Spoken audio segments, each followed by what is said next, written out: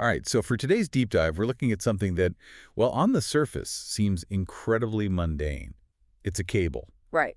Specifically, it's the NTI DP8K-FO-50M-MMLC. Yeah. And I know what you're thinking.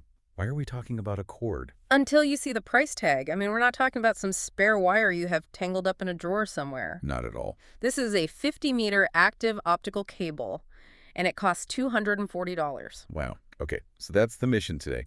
Let's figure out why just a cable costs that much and, how it can push a perfect signal across an entire warehouse without failing. Jason, that's the problem, isn't it, with standard copper? Exactly. If I run a normal copper cable that far, the signal it degrades. It falls apart. It does. I mean, copper has resistance, impedance. The longer the wire goes, the more the signal just dies. Yep. This NTI model, though, it's totally different. It's a hybrid cable. A hybrid, what does that mean? It means it actually has both fiber optic and copper cores inside the same jacket. So it's using light.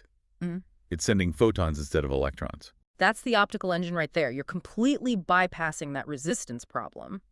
By using fiber for the really high-speed data, it can maintain a bandwidth of 32.4 gigabits per second. Over, what was it, 100 meters? Up to 100 meters, yeah. You just can't do that with a standard passive copper wire. Not without massive, massive signal loss. Okay, but the word active makes me nervous. Usually that means I'm looking for a wall outlet or some bulky power brick to make the electronics work. And that's where the engineering gets really clever. It's all plug and play. No power supply. None. The cable actually siphons just enough electricity from the DisplayPort source itself, using those copper wires we mentioned, to power the tiny lasers inside the connector heads. So it's a whole complex converter, but it powers itself. And it handles the high-end displays, too. We aren't just talking about, standard HD. Oh, not even close. This pushes full 8K. At 60 Hz, which is, that is a massive bandwidth requirement.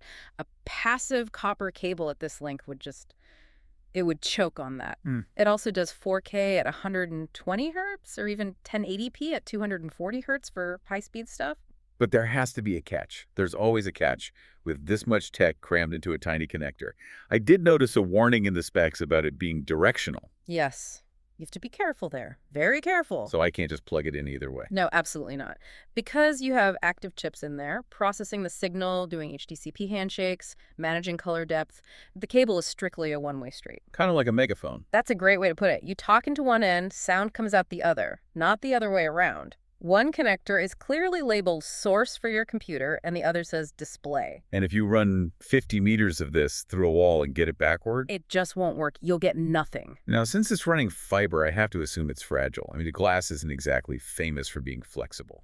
You'd think so, but it's surprisingly resilient. It's rated for temperatures from minus 40 degrees Fahrenheit all the way up to 158. So basically anywhere on Earth. Or inside a hot warehouse. Yep.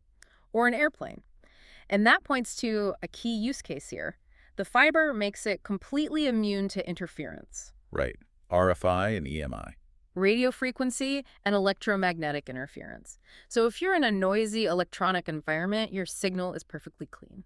Which is critical in certain fields. The source material specifically lists medical imaging equipment. Think about it. If a surgeon is looking at an 8K display during a procedure, that screen cannot flicker just because some other machine in the room turns on. Life or death, really. It can be, yeah. Same for airplane video systems or digital signage in a busy airport. And yet, with all that tech, all that shielding, the cable is only 5.2 millimeters thick. It's tiny. That's the beauty of fiber over big, thick copper bundles. You get enormous throughput in a really lightweight, flexible package. So, to sum it up, we're looking at a $240 professional solution that bridges the physical gap between a source and a display, maybe hundreds of feet away. And it does it with perfect fidelity. It just solves the physics problem of moving a huge amount of data across a big space without it falling apart. It really makes you think. We live in a world that's always demanding more. Higher fidelity, 8K resolution, faster and faster refresh rates. But we rarely acknowledge the plumbing that actually makes it all possible. We just focus on the shiny screen at the end of the chain. And that screen is basically useless without the invisible infrastructure delivering the pixels. So here's a thought to leave you with. The next time you're in an airport or a hospital or even a sports bar, and you see this giant crystal clear image on a screen hanging from the ceiling, just ask yourself, where is the computer? Because chances are it's hundreds of feet away. And there's some kind of invisible high-tech optical pipeline just like this one, making all that magic happen. Thanks for listening to this deep dive.